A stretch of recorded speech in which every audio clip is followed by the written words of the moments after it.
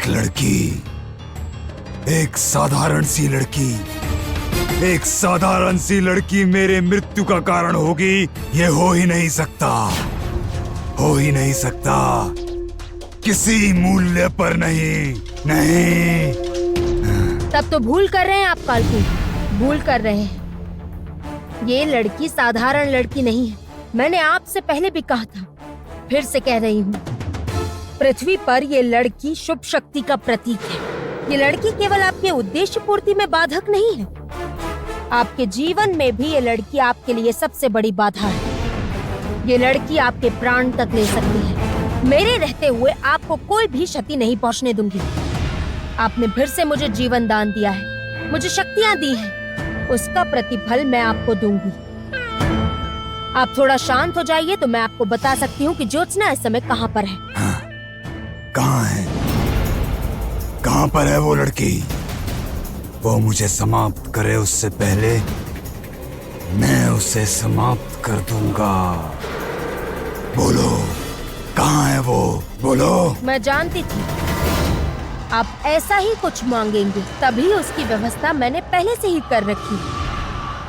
क्या है?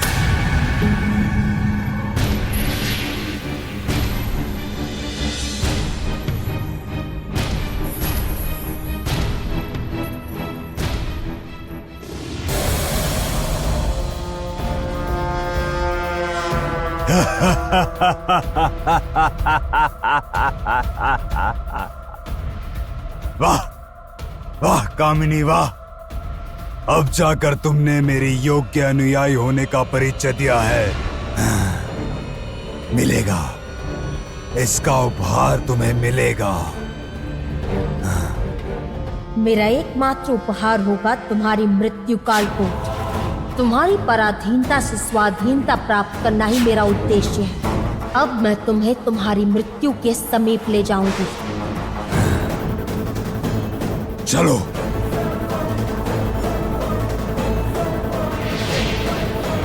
हमारे शत्रु से साक्षात मिला जाए। चलो। चलिए। काल की जय हो, जय हो, अकाल की जय हो।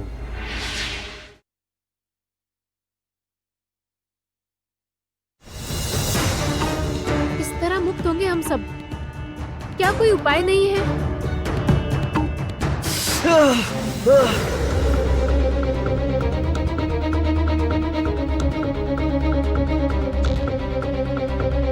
कोई उपाय तो जरूर होगा, जरूर होगा। किंतु याद रखना कि ये सलाखें कामिनी की अशुभ शक्तियों के जादू से बनाई गई हैं। तुम्हारे युद्ध से इन सलाखों को कुछ भी नहीं होगा।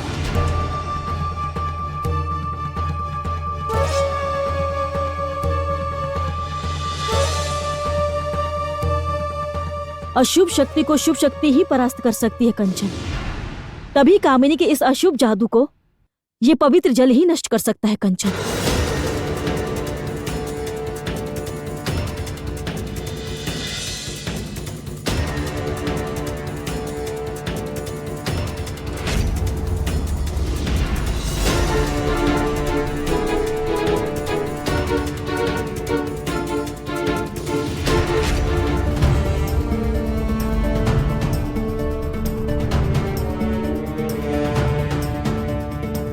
अंततः मुक्ति मिली।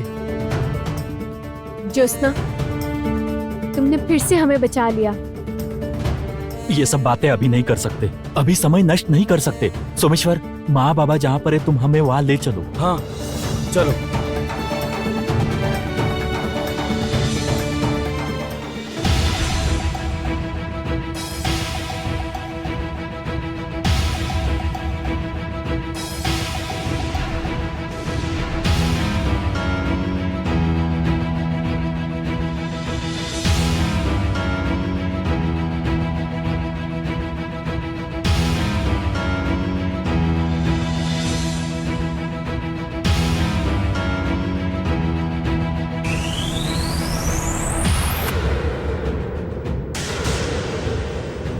यही है उस रहस्यमय कक्ष का द्वार।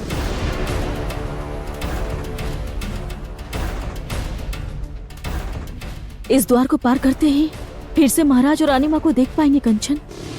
पिताजी, माँ, मैं आ गया हूँ आप लोगों को इस कष्ट से मुक्त कराने। मैं आ चुका हूँ। आओ भीतर चलें।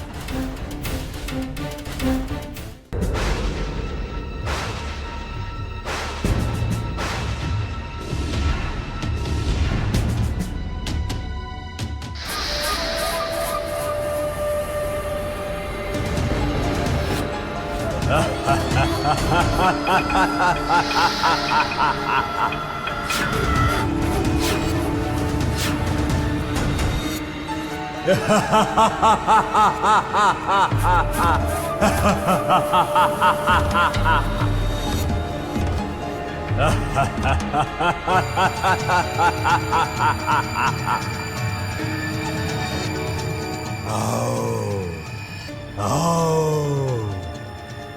हम दोनों तुम्हारी ही प्रतीक्षा कर रहे थे ज्योत्सना।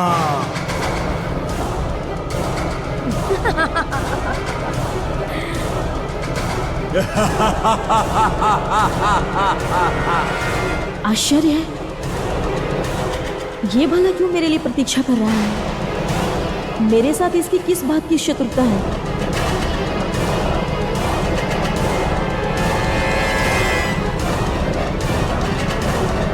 अभी तो प्रारंभ होगा युद्ध ज्योत्सना। तुम्हारे और कालकूट के युद्ध में विजय होंगी मैं, कामिनी।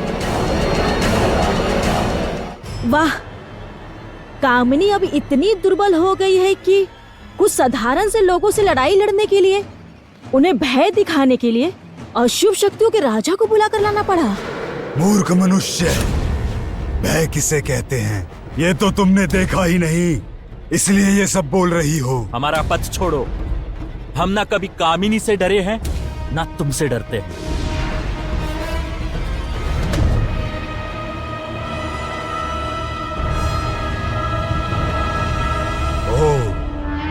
तो फिर तो मुझे ऐसा कुछ करना ही होगा जिससे तुम लोग भयभीत हो जाओ।